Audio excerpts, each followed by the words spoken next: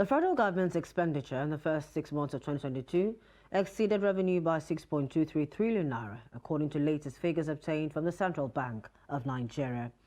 According to the second quarter economic report on fiscal sector development compiled from the Office of the Accountant General of the Federation and Central Bank of Nigeria staff, estimates the federal government recorded 3.2 trillion naira and 2.74 trillion naira fiscal deficit in the first and second quarters of 2022. The drop in FGN expenditure compared with the decline in FGN retained revenue induced a contraction in fiscal deficit in the second quarter of 2022 from first quarter report.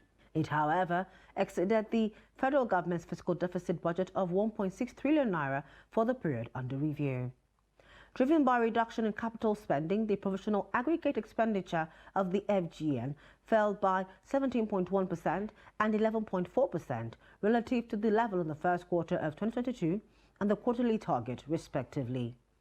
The provisional aggregate expenditure of the federal government of Nigeria amounted to 3.79 trillion naira in the review period. The Bureau of Public Procurement, BPP, says there is an urgent need to revise Nigeria's procurement documents to address inadequacies observed by ministries, departments and agencies, MDAs. BPP Director General Merman Amadu, while speaking in Lagos on Tuesday at a stakeholders workshop on the review of draft for the standard leaving and contracting documents, said the existing documents were developed in 2009 and last updated in 2011. Amadu, who was represented at the event by the Director, Energy Infrastructure, BPP, Babatunde Kuye, said the ultimate objective was to ensure transparency and promote competition. Other objectives, he said, included cost effectiveness and professionalism in the public sector procurement system and disposal of public assets in line with global practices. BPP, the Bureau of Public Procurement, is the regulatory authority responsible for the monitoring and oversight of public procurements.